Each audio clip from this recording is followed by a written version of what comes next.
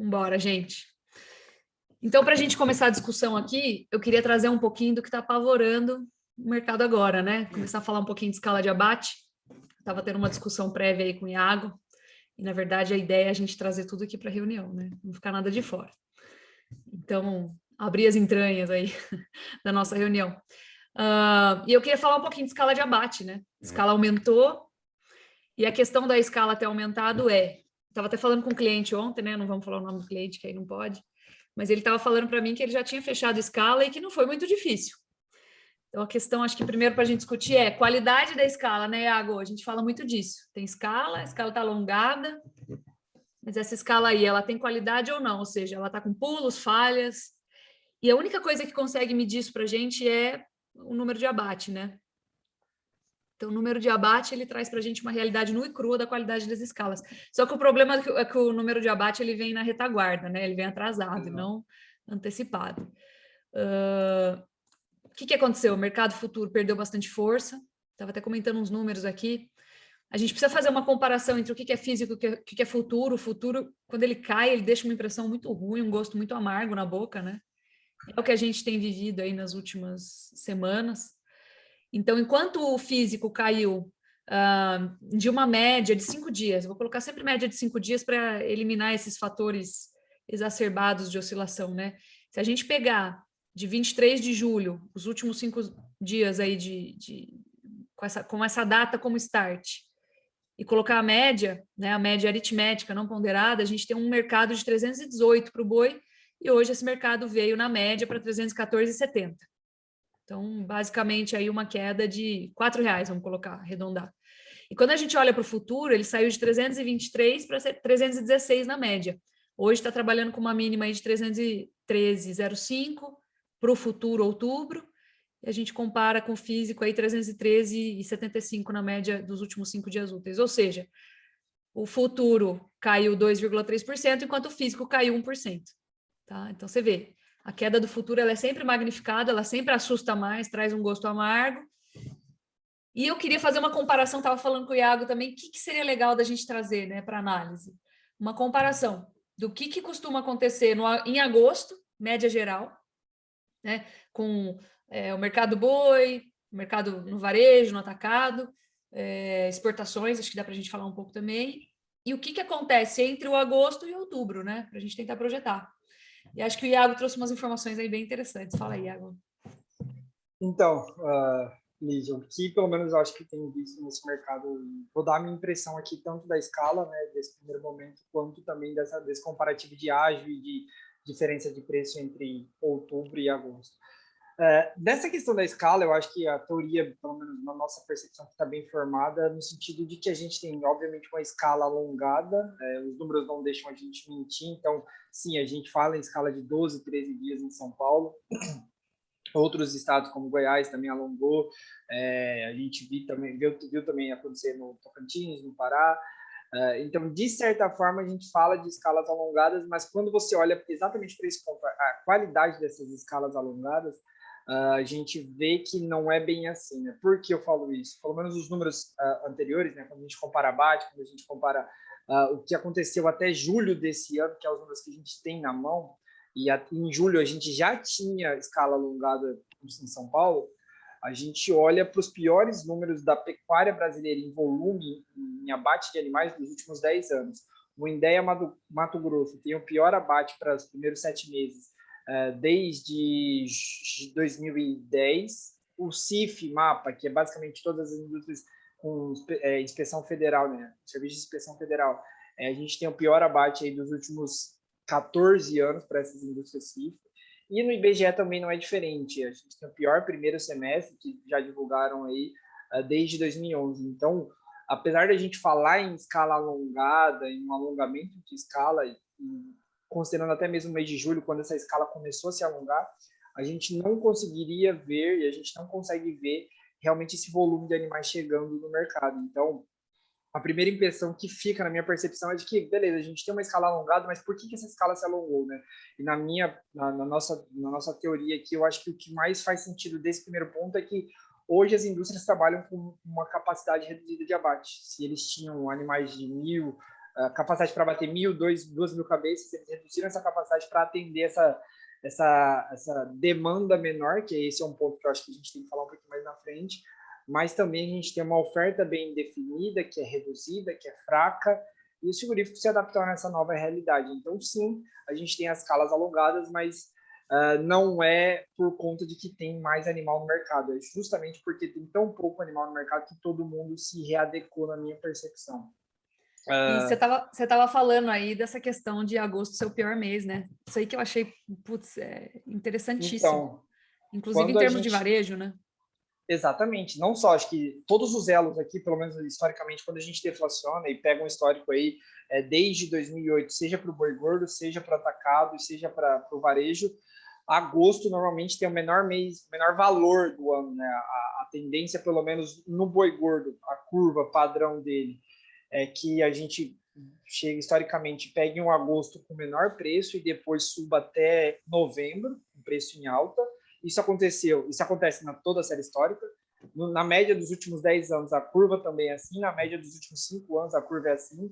Na média dos 3 anos, a curva também é assim. Então, ou seja, novembro normalmente entrega o melhor preço, enquanto agosto, se não é o pior, ele está entre os 2, 3 piores ali, com julho e junho também na rabeira. E eu acho que isso é uma mudança até de pecuária, né? De percepção do que é a pecuária no Brasil hoje, do que era 10, 15 anos atrás, no Total, sentido né? de alimentação. Total, né? Aí acho que tem muito a ver com o mercado de milho também. Mudança de patamar tecnológico, né? De tamanho de pacote tecnológico aplicado no rebanho. E, claro, vem com intempérie climática também. Então, você teve uma pluviosidade mais baixa durante a safra. Na virada de safra entre safra, vem frio e seca, o que é normal, mas não é normal a gente ter geadas, principalmente geadas repetidas, né? Queimar do jeito que queimou e mandou embora a qualidade de pastagem, capacidade de suporte. Coloca, inclusive, um ponto aí que eu acho que é interessante a gente discutir, talvez numa próxima, mas hoje vamos falar de mercado de boi, né? Focar um pouco. Mas coloca a reposição para fora da fazenda também, né? Acaba dando uma escorregada no preço da reposição, porque ninguém consegue manter esse animal dentro do pasto. Então, ambiente bastante desafiador, né? Bastante desafiador. E eu acho que essa questão do varejo se desempenhar pior em agosto também é muito interessante. Agora, quando a gente olha mercado futuro, é o que está assustando, né? Como que eu posso precificar o agosto em mais baixo ou estável em relação ao que a gente tem agora, o outubro, desculpa, precificar o outubro é estável em relação ao agosto. Bom, isso não é novidade. O mercado futuro precificou o boi flat, né, estável, sem ágio, até com deságio durante o ano passado inteiro, praticamente. E o ano passado foi um ano exuberante, que o boi subiu aí de 190 para bater 300 em dezembro, mais ou menos. Foi isso aí, né? Sim. Então, assim, não é novidade o mercado futuro precificar errado. E ele, normalmente, quando ele mostra os contratos mais à frente aí, flat, sem valorização, sem ágio, isso mostra uma insegurança enorme do mercado futuro em relação à precificação, né? Ele não consegue precificar nem deságio, nem alta. Ou seja, deixa eu ficar quieto aqui, não vou me posicionar porque não está claro para mim. Então, está gerando uma confusão, né? Essas escalas alongadas com baixa qualidade, muito contrato de parceria também, que traz insegurança. A gente não tem na mão essa estatística, quem tem na mão essas estatísticas são as grandes indústrias, né, que trabalham com contrato a termo disfarçado aí esse ano de parceria. E isso traz uma insegurança muito grande, o investidor não consegue entrar na bolsa e precificar muito bem.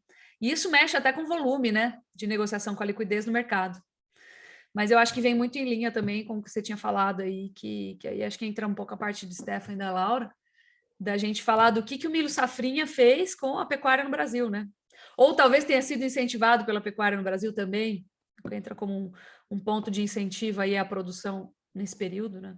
Exato. Eu acho que só para elucidar o que é uma teoria que eu já vi criando pelo menos desde 2009, é que pelo menos o milho safrinha criou uma postergação para a pecuária de corte brasileira que não existia antes de 2008 ou 2009, que foi quando o safrinha se estabeleceu no Brasil, não, o safrinha que hoje é a safra no Brasil. Tanto que a gente tem um deslocamento da pecuária para Mato Grosso muito forte a partir da disponibilização maior do milho, né? Exatamente. E aí, quando você bota essa safrinha no mercado, pelo menos o que a gente vê é que a curva sempre a gente falava, maio é o mês de safra no Brasil, maio é o mês de safra no Brasil, porque a gente tem um esgotamento das passagens por conta da falta de chuvas, então você tem a necessidade de entregar, também tem vacinação nesse meio, mas era normalmente o mês em que o preço caía bastante por conta dessa desvalorização sazonal. Só que, pelo menos nos últimos 10 anos, e isso eu boto desde 2011, 2012, a percepção é de que julho e agosto se tornaram os meses de menor preço para a pecuária brasileira, justamente por conta dessa suplementação a pasto. Nem todo mundo tem capacidade e oferta para fazer confinamento, mas é mais fácil você readaptar e fazer um semi-confinamento, uma suplementação a pasto, em que você entrega esse milho para o animal e consegue postergar a entrega dele, ao mesmo tempo em que você aproveitaria esses melhores preços da entre-safra naquele período. Só que a entre-safra deixou de existir nesse agosto, justamente porque todo mundo meio que adotou essa estratégia, né? Hoje, como o milho no Mato Grosso era 17, 18, 19 reais, se falava de Pepro o tempo inteiro, era fácil comprar, era tranquilo e você conseguia um retorno bom para o boi, só que o cenário mudou, né? Eu acho que hoje, mais do que nunca, a gente vê um milho aí num valor estratosférico para fazer até essa estratégia, mas é o que penalizou, pelo menos nos últimos 5, 10 anos, aí, o preço do boi gordo bater a gosto mínimo. Cara, me fala uma coisa, o que você estava olhando de valorização do boi, ou de variação, na verdade, de preço do boi entre agosto e outubro? Na média histórica aí que você falou para mim que levantou. Então, nos últimos 10 anos, então desde 2011 a 2020, em 9 oportunidades o boi gordo se valorizou entre agosto e outubro. Ou seja, só em uma em cada 10 é que teve uma valorização. E essa última valorização foi em 2011. Ou seja, era uma pecuária totalmente diferente. Essa desvalorização foi em 2011? Foi em 2011. Caiu de... Isso é deflacionado, tá? Então, saiu 236 para 230. E desde então, 2012 a 2020, o preço do boi gordo entre agosto e outubro só se valorizou, mesmo que às vezes de maneira mais tímida, mas mesmo assim se valorizou, corrigido pela inflação. Se a gente não corrigir pela inflação, a chance de subir é sempre muito maior, porque exatamente, nominalmente os preços vão subir, mesmo que num período curto de análise, né? Uhum. A gente tem uma chance maior aí de distorcer a análise, por isso que a OEA corrigiu. E eu tenho uma pergunta, cara. O que vocês acham? Na verdade, é uma discussão, né? Ninguém tem a resposta aqui. Ninguém é Deus aqui, né? Para saber. Mas, assim, uma parte importante, agora que deu uma aliviada no preço da reposição, e a gente pode falar um pouco disso também, que deu uma aliviada ao consumidor no preço do milho, não muito grande, mas deu uma respiradinha ou pelo menos uma estabilizada, né? O que isso aí vai fazer com a colocação dos animais no confinamento, hein? Será que o pessoal entra? Agora eu estou achando que vem, em contrapartida, ao mesmo tempo que o custo deu uma aliviada, na hora que você vai botar a mão ali na reposição e no milho para colocar para dentro, para trazer para dentro, eu acho que o futuro deu uma desanimada muito grande. Esse gosto amargo, ele fica, né? Então, o que será que vai ser preponderante aí? E eu queria, sei lá, acho que o Stefan podia falar um pouco aí dessa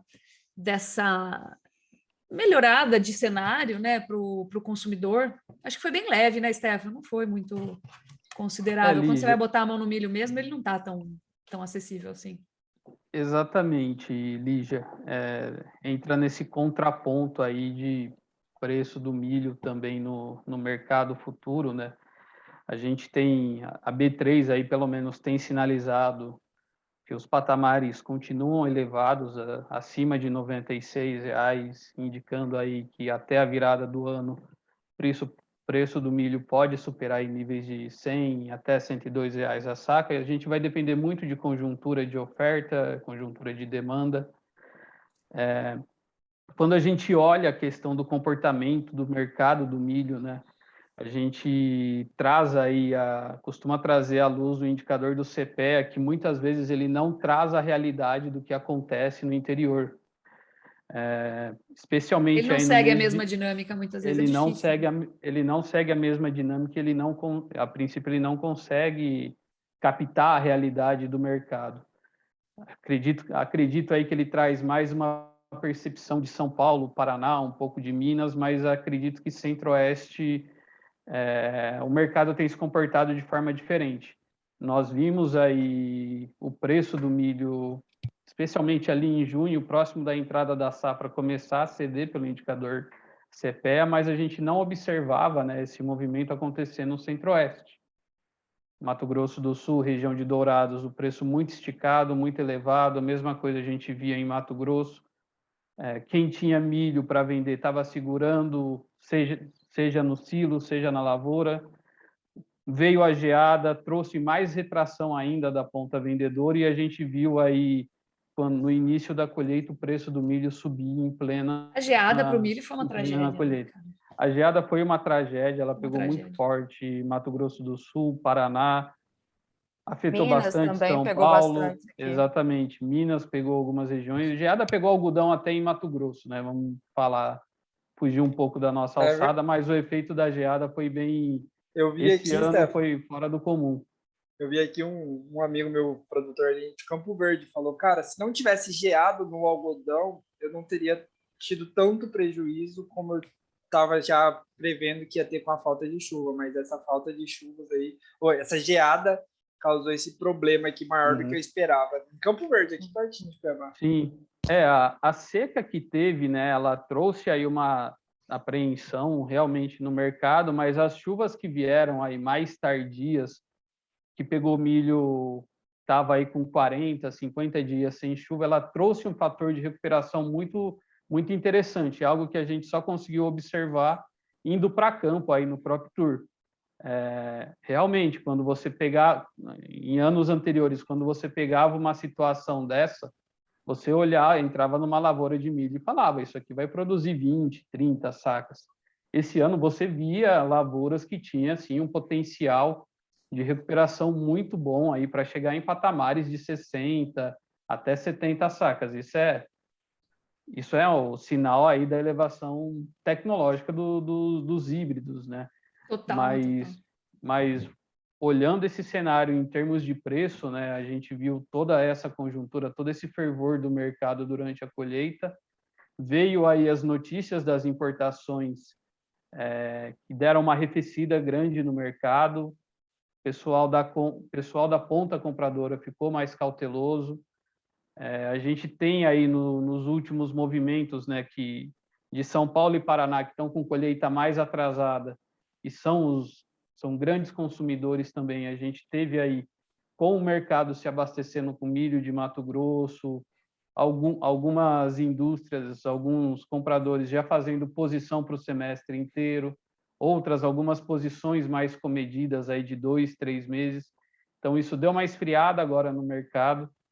A percepção, né, as projeções indicam aí que algo entre 3,5 e 4 milhões de toneladas de milho devem entrar no mercado brasileiro.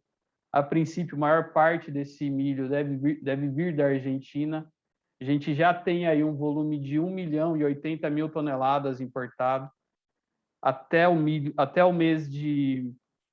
final de julho, né, os números consolidados do SECEX, esse número ele corresponde à média anual dos últimos 10 anos. Então, é o maior volume de milho historicamente importado que a gente tem dos últimos 10 anos. Ô, Stefan, e como a gente é grande produtor, isso é muito... O pessoal se preocupa, tá entrando muito milho, não vai derrubar o preço? Na verdade, isso é mais sinal do que está faltando muito do que está sobrando muito, entendeu? Você lembra aquela semana que saiu a notícia dos 30 navios que a JBS importou lá e o milho deu aquela dançada, né? E aí entra a questão também que eu estava até comentando com o Stefan esses dias, o milho que está entrando não cobre nem a quebra que teve no Paraná, no estado do Paraná. Então, aí que a gente tem que entrar analisando, né? Uhum. Exatamente. Apesar de ter assim, saído de 1,82 para a previsão de 4 de importação, a demanda interna, a quebra interna foi muito maior, né?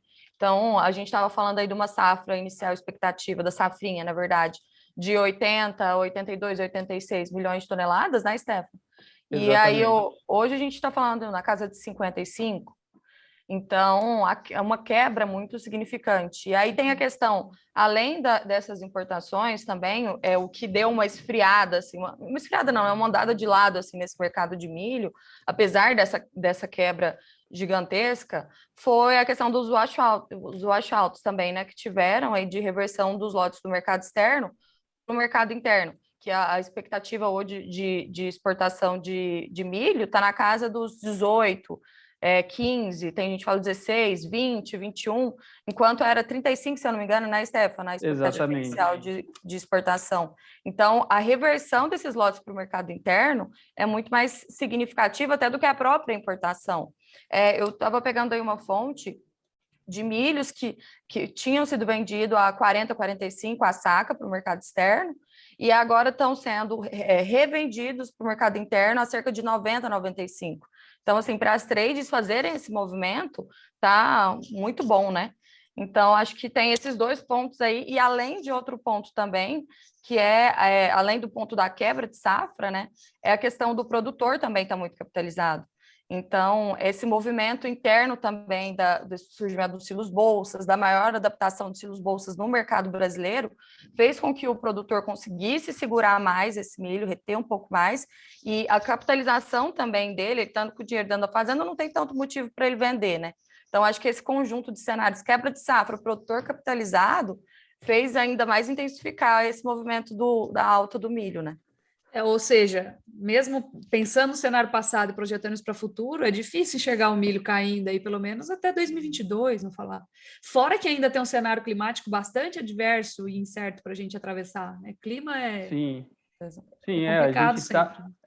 E puxando o gatilho do clima, né? A gente está aí na entrada da safra 21, 22, uma expectativa aí quase consolidada de laninha para agora outubro, novembro, dezembro e talvez aí um prolongamento até janeiro, mas ainda está indefinida qual a intensidade desse laninha.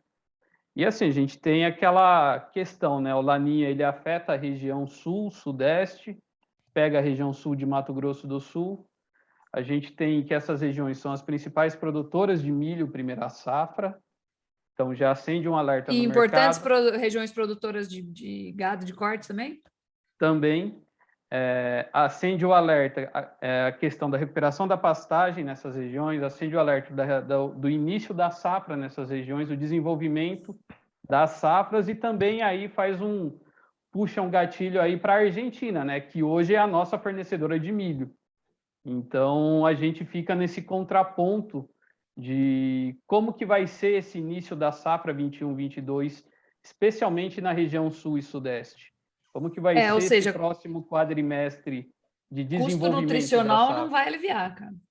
A princípio, a gente não espera assim recuos significativos, mas pode acontecer assim movimentos mais pontuais aí, especialmente com a entrada, né, talvez mais forte aí desse milho importado agora nesse último quadrimestre.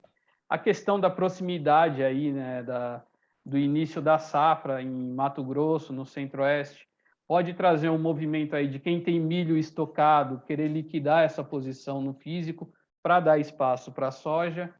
Então, assim, são movimentos que podem acontecer, mas a princípio eles não devem trazer uma representação significativa em termos de reduções de preços para a gente voltar a ver milho aí na casa de, colocando base aqui em São Paulo, R$80, R$85 a saca.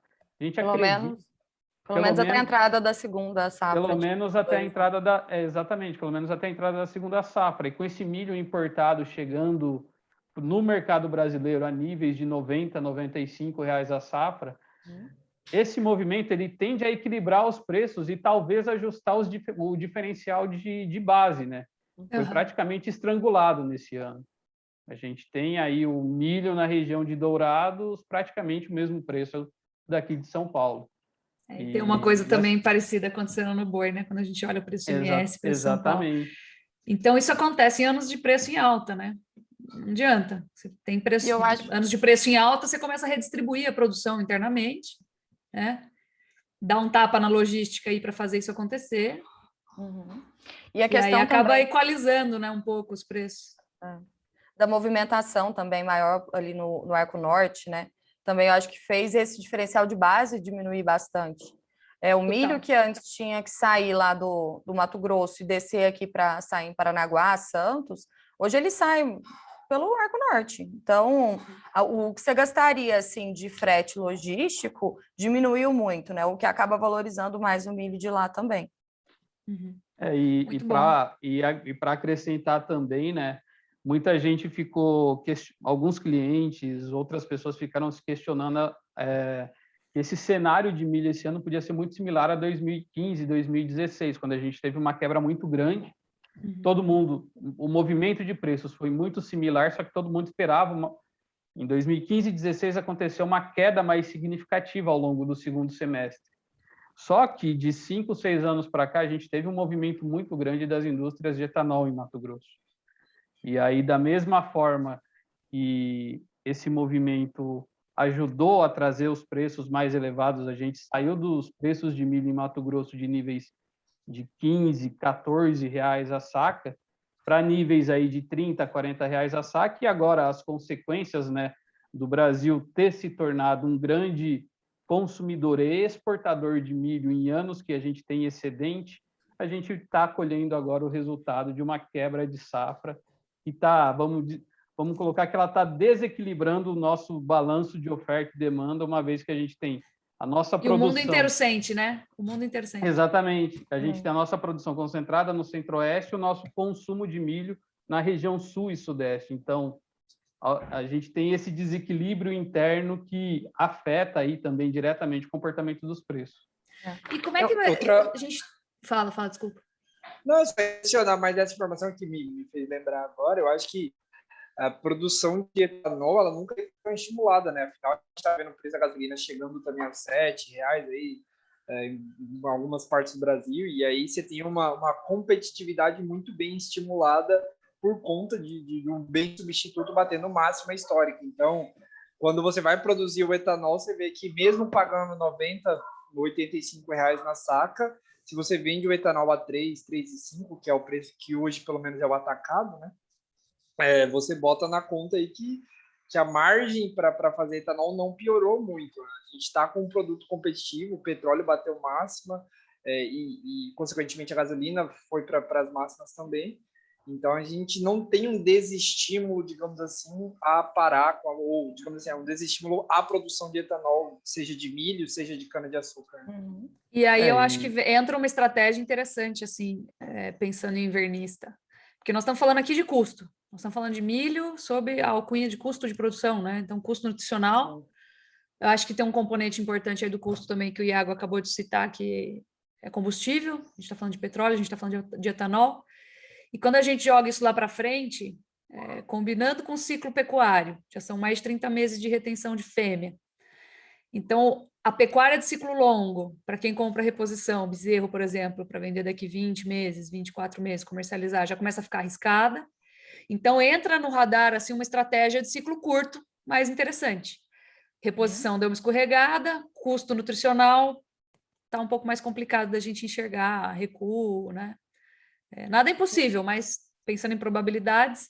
Então, pecuária de tiro curto, né? Compra gado mais zerado com boi magro, coloca para ser entregue aí na safra do ano que vem, colocando milho na conta para conseguir guardar. Então, basicamente, o que a gente tem é isso. E aí entra uma outra variável no radar, né? Que tem aumentado muito a correlação do preço do dólar, volume exportado, combinados aí, obviamente, né? E quando você coloca essa equação e compara ela com a correlação com o preço do boi, está ficando mais próximo também. Ou seja, o preço do boi está sofrendo mais influência do que está acontecendo com o mercado externo, com a comercialização de carne lá fora, do que aqui. E quando a gente fala de comercialização de carne, é o quê? Hoje em dia é China. Eu gosto de tratar a China como a Ásia, não do ponto de vista político, obviamente, mas do ponto de vista regional, porque a região lá tem apresentado um crescimento consistente e correlato. Então, a gente está falando de Vietnã, a gente está falando de Filipinas, por exemplo, né? A gente está falando de Hong Kong, nós estamos falando de China. São grandes mercados que participam aí da Ásia como um todo e que trazem uma perspectiva de, quando a gente olha sazonalidade, a China tem seus grandes picos de importação entre outubro e novembro.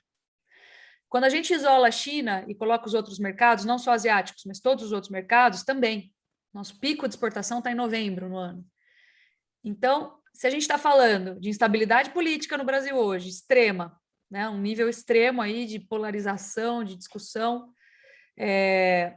cenário inflacionário, Bacen aumentando taxa de juros, né, para tentar conter o quê? Essa inflação mesmo. E isso traz uma pressão para o dólar, reaviva a pressão em cima do dólar, câmbio que favorece exportações. Hoje a gente exporta mais ou menos 30% da nossa produção, que historicamente sempre foi de 20%. Então a gente acelerou muito o share exportado, e isso traz, então, como consequência, um viés aí de importância maior para as exportações dentro da formação de preço do boi. E quando a gente olha para as exportações, o Iago acompanha isso bastante perto aí, né? E pensando em potencial de exportações, eu consigo imaginar a China ainda firme, né? Pelo menos daqui até o fim do ano, pela questão sazonal em si, pela questão de crescimento. Aí vem o temor em relação ao Covid, né? Que é sempre um ponto cego, que a gente não conhece ainda o futuro como vai ser. Acho que essa pandemia trouxe cada vez mais a certeza de que a gente nada sabe, né? Todo mundo tentando adivinhar o que ia acontecer já na largada. Todo commodity vai cair, o boi vai cair, porque é produto de maior valor agregado, todo mundo vai parar de consumir. E aí traz a lição para a gente, né? A história conta muita coisa importante. Os grandes choques de preços, eles advêm da oferta e não da demanda. Porque a gente... Lígia, mas ano passado a gente aumentou a exportação para 30% do share, não mais 20%. Acabei de falar isso, sim. Então, o mercado doméstico, ele caiu. O consumo per capita de carne bovina no Brasil caiu. E aí? Alta, uma das maiores altas, das mais exuberantes que a gente tem visto aí para o mercado do boi gordo. Por quê? Faltava oferta. Ciclo pecuário, né? Sim. O que a gente acha que vai acontecer com a demanda aí externa nesse ínterim? Acho que era legal a gente dar uma conversada também. Acho que um ponto aí, pensando em pecuária, também é interessante a gente falar na relação entre China e Austrália, né?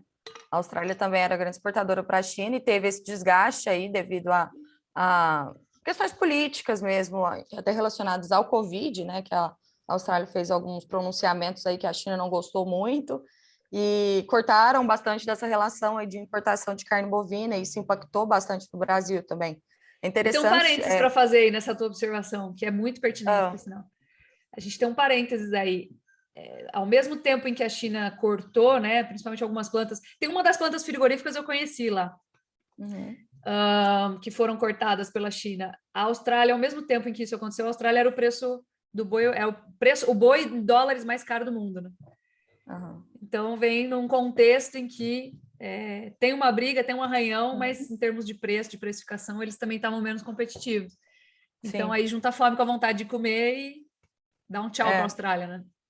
Tem até um gráfico legal aqui, depois eu acho que a gente pode até compartilhar, mas da relação entre o yuan e o real e o yuan e o dólar australiano. Então, o real ele se desvalorizou mais, se tornando mais competitivo o Brasil, né, para as importações da China aí. Então, acho que é um ponto que vale a gente tocar também. E eu acho que esse movimento vai continuar. Eu não estou diante dessa turbulência aí política que a gente tem visto. Eu não tenho visto com muita convicção assim o dólar mais frouxo, né? Se bem que dólar ele tem N variáveis que precificam ele, tem crise na Argentina, crise no Oriente Médio influenciando no petróleo, Estados Unidos, etc. Mas, né, pensando aqui em câmbio real contra dólar, eu acho que a gente tem um espaço que acaba limitando um pouco esse espaço pela crise política que a gente tem vivido. Então, isso obviamente vai trazer seus efeitos sobre o dólar. Dólar valorizado favorece exportações. China crescendo, idem. Sazonalidade, idem, né? Mas a China acho que vai crescer menos. Sim, mas ainda é um crescimento, né? Ainda tirando... A China tem uma estratégia muito clara de fortalecer o poder de compra nas zonas rurais para limitar a migração das pessoas aí da população para as zonas urbanas, né? E isso vem em linha com o desenvolvimento do setor agropecuário, desde o setor de insumos até a distribuição, insumos, produção, distribuição e consumo, né? Então, pensando em longo prazo, eu acho que a Ásia continua firme aí por mais uma década, pelo menos. E pensando em curto prazo, a gente tem sazonalidade, então... Eu ia só pontuar, Lídia, que assim, a gente questiona muito o quanto a China vai crescer, se ela vai crescer 7 ou se ela vai crescer 6,5. E isso, obviamente, para o mercado é muito importante para entender o nível de crescimento, mas pensando em consumo de carne bovina, e pelo menos o que aconteceu nos últimos 2, 3 anos na China, a percepção que eu tenho é que sim, o próprio chinês tem, não digo admirado, mas olhado com olhos mais gostosos, digamos assim, para a carne bovina, por ser uma proteína que está caindo no apreço do chinês. A gente sempre fala, se o chinês começar a comer um bife a mais, isso daqui representa 10% a mais de exportação para o Brasil. E hoje... Vamos dizer assim que o que é a carne premium para a gente hoje é a carne bovina commodity para ele, né?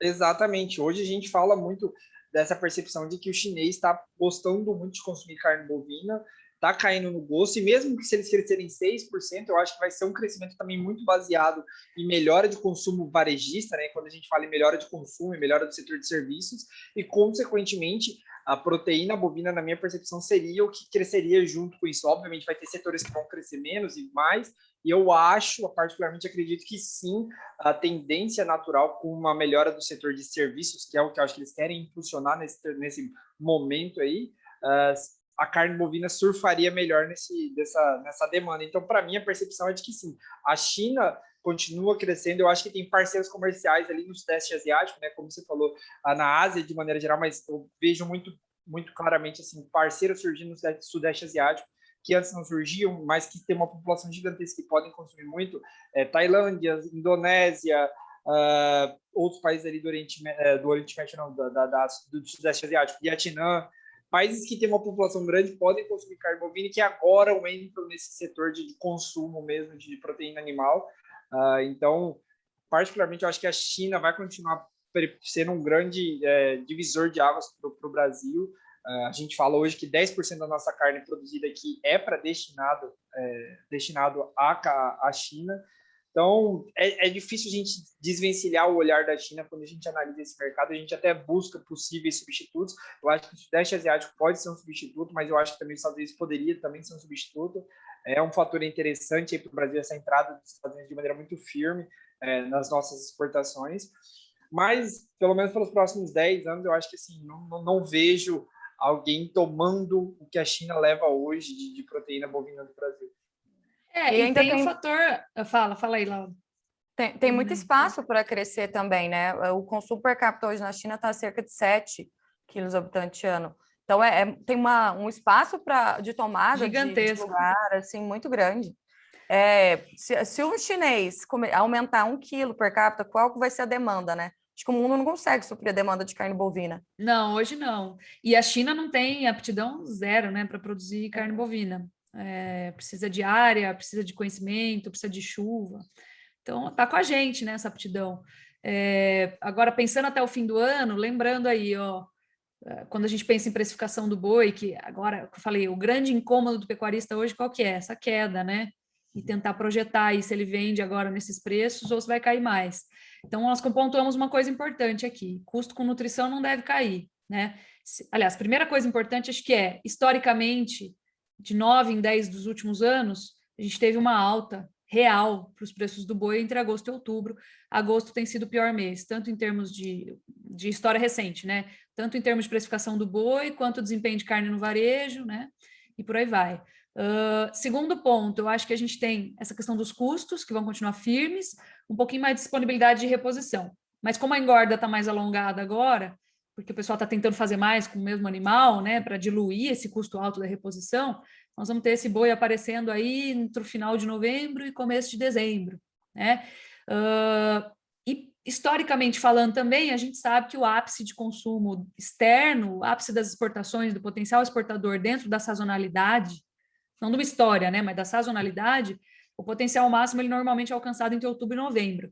Dezembro a China dá aquela brecada, nós aprendemos isso sim, muito bem aprendido em 2019, quando o boi engatou aquela alta de 160 para 220 e voltou para 190, porque a China falou, opa, aqui ficou muito forte, eu fiz um bom estoque, agora vai entrar no novo chinês, eu dou aquela parada nas compras, né, bem fortalecida, aquele break, e aí a gente acaba sentindo os efeitos disso sobre a precificação.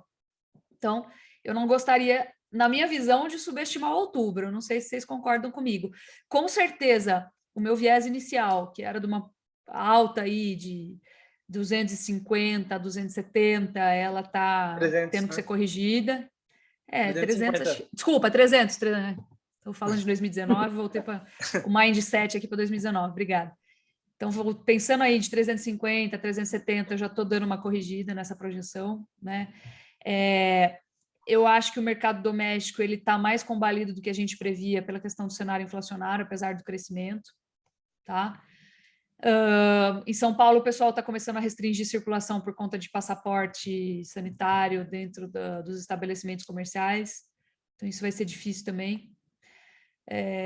Mas eu ainda continuo acreditando em entre-safra. Então, acho que os preços agora de outubro eles estão relativamente deprimidos. Mas a gente não pode subestimar um leve aumento de oferta que, advindo aí dessa programação dos frigoríficos que fizeram um novo termo, vamos falar assim, né? O novo contrato a termo, que é o contrato de parceria, em que ele facilita aí a engorda do animal para receber depois esse animal, né, como matéria-prima. E isso vem muito em linha com o desafio nutricional que a gente viu ao longo de 2021, que foi safra com pluviosidade mais baixa, grãos caríssimos, muita gente sem infraestrutura para engordar esse animal e necessidade de engordar esse animal, porque ninguém consegue mais ficar carregando o animal de um ano para o outro.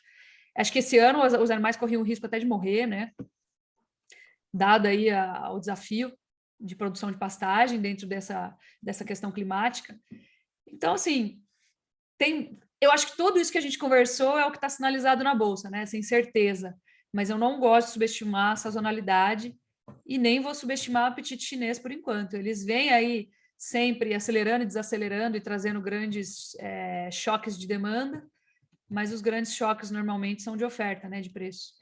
Então, acho que a gente ainda tem um gazinho aí para engatar uma valorização até outubro, novembro, principalmente.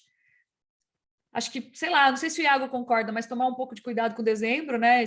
Essa reposição ficou mais atrativa agora, esse tempo de engorda mais alongado.